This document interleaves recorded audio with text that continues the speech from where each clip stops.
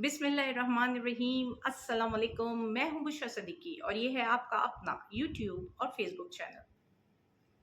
इमरान अहमद खान नियाजी अलमारूफ कैदी नंबर 804, जिसके दुश्मन एपरेंटली उससे ज़्यादा पावरफुल रिसोर्सफुल थे। उनके पास ज़्यादा हथियार और हथकंडे मौजूद थे, यहाँ तक कि तमाम रियासती मशीनरी पर उनका कब्जा था। तमाम तर पावर और रिसोर्स, अपने तमाम तर हथियार और हथकंडे आजमाने के बावजूद,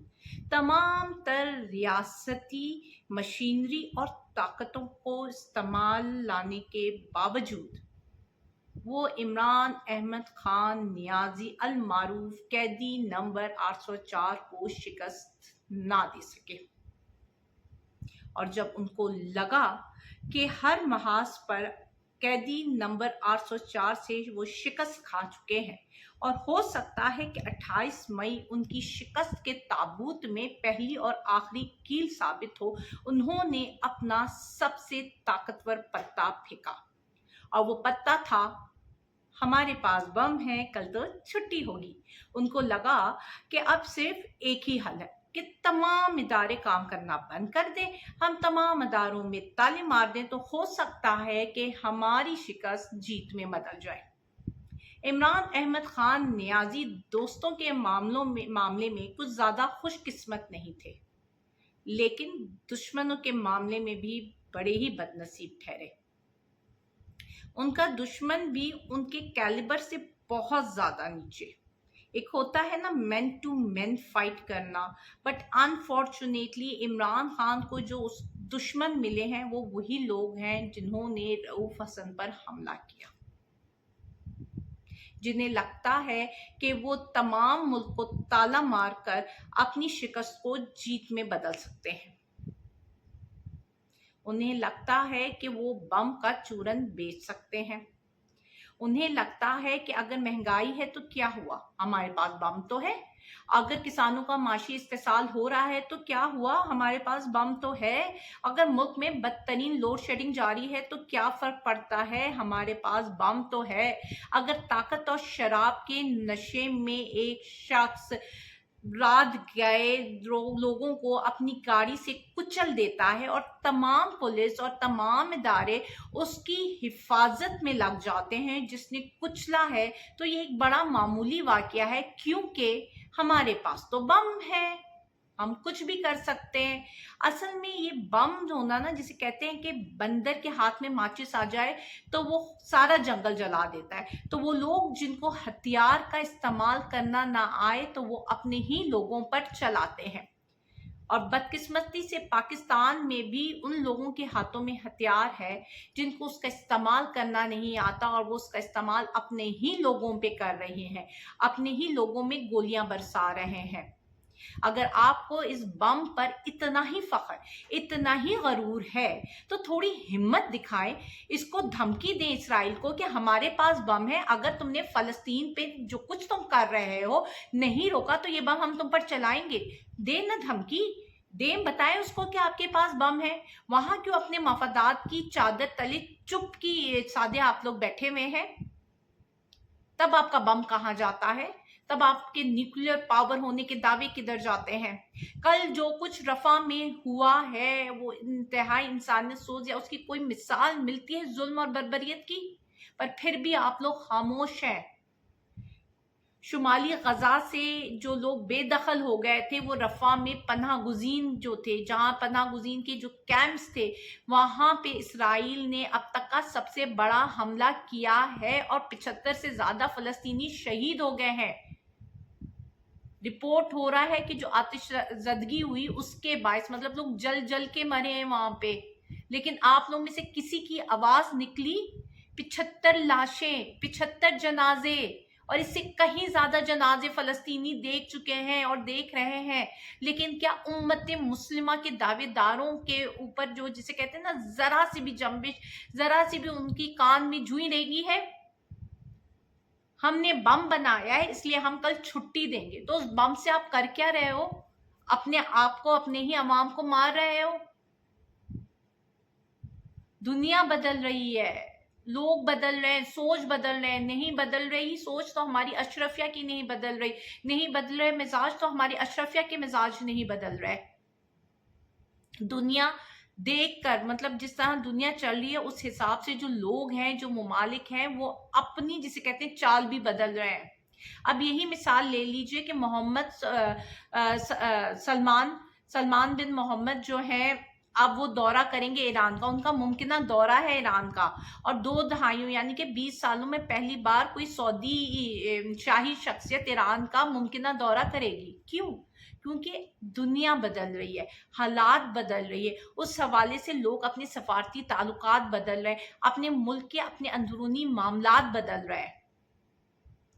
جب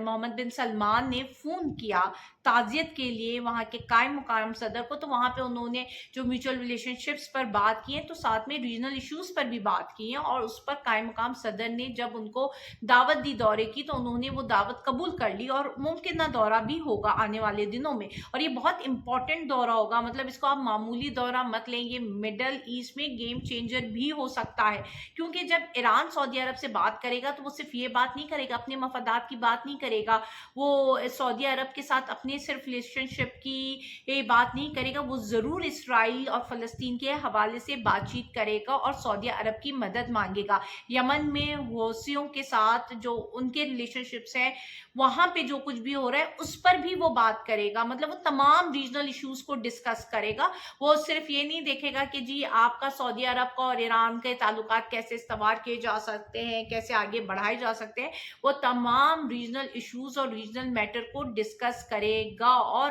اگر ان کا کوئی معاہدہ ہو جاتا ہے، وہ کسی پوائنٹ پر ایگری کر جاتے ہیں، تو یہ ایک ریجن کی سب سے بڑی ڈیولپمنٹ ہوگی۔ دنیا بدل رہی ہے، لیکن نہیں بدل رہا تو پاکستان، نہیں بدل رہی تو ہمارے اشرفیہ، وہ اقتدار میں بیٹھے ہوئے ہوس زدہ لوگوں کی سوچ نہیں بدل رہی ہے۔ ابھی نومبر میں الیکشن ہے، ٹرمپ نے آ جانا ہے، اگر ممکنہ طور پہ ٹرمپ جیت کر آ جاتے ہیں تو میں یہ نہیں کہتی کہ امریکہ کی 100% پالیسی شفٹ ہوں گی، لیکن میکسیمم پالیسی شفٹ ہوں گی۔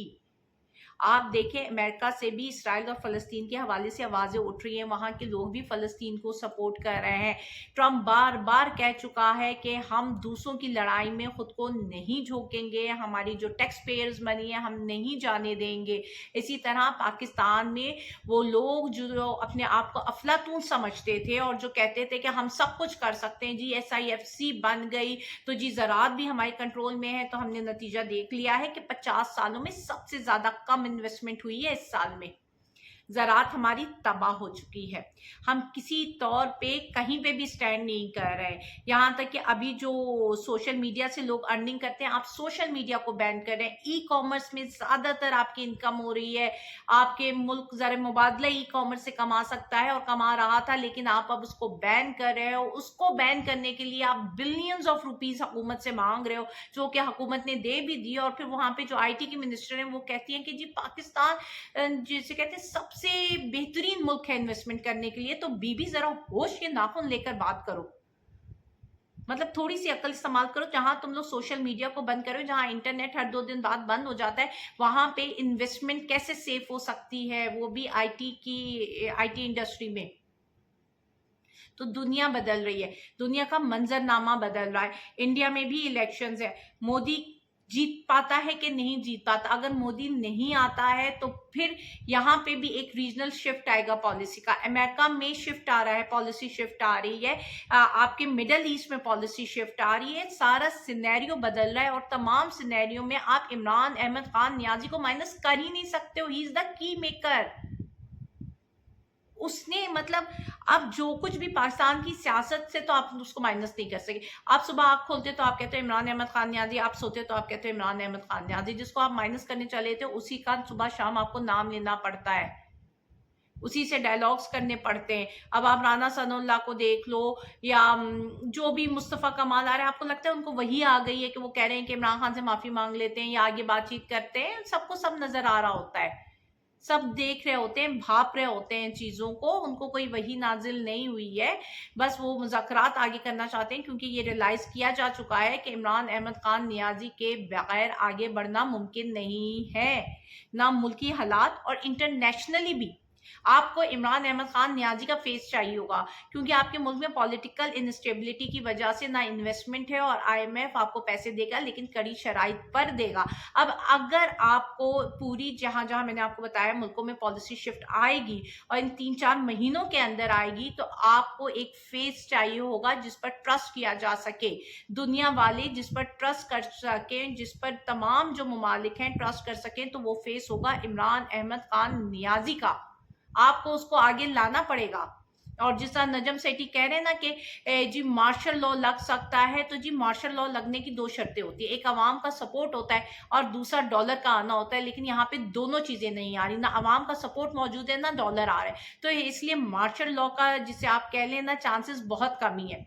यहाँ पे चांस यही होगा कि आप उसको 1 महीना इमरान अहमद खान नियाज़ी को और अंदर रख लोगे, 2 महीना रख लोगे, 3 महीना रख लोगे, लेकिन इससे ज्यादा आप उसको जेल में नहीं रख सकते हो। आपको दुनिया के साथ चलने के लिए इमरान अहमद खान नियाज़ी की जरूरत पड़ने वाली है। ये बात आप जितनी जल्दी समझ जाएंगे उतनी जल्दी इस मुल्क का भी भला होगा,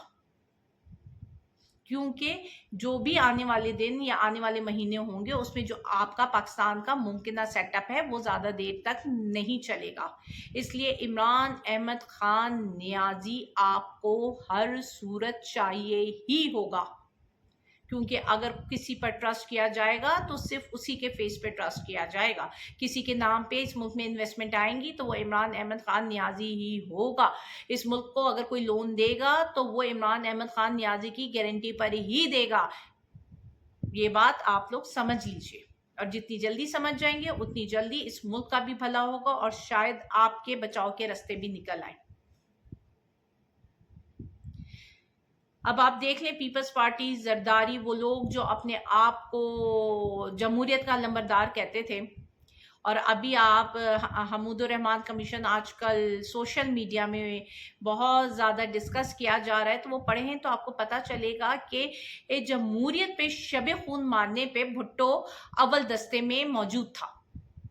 पेश था, और हमेशा से पीपल्स पार्टी ने ही जमहूरियत पर शब खून मारा है, जमहूरियत का नाम ले लेकर जमहूरियत पे शब खून मारा है। और अभी भी देख लीजिए कि आज पीपल्स पार्टी के कायम मुकाम सदर यूसुफ रजा गिलानी ने एक नैब तरामीम ऑर्डिनेंस भी एक नैब ऑर्डिनेंस भी जारी किया है। इसके अलावा इलेक्शन एक्ट में भी कुछ तरामीम हुई है, और मैं नैब ऑर्डिनेंस और इलेक्शन एक्ट में जो तरामीम हुई हैं वो मैं अपने अगले वीलॉग में डिटेल से डिस्कस करूंगी, क्योंकि अभी डिस्कस किया तो वीलॉग बहुत लंबा हो जाएगा। तो मुझे इजाजत दीजिए और मेरा अगला वीलॉग देखना मत भूलिएगा। अल्लाह हाफिज।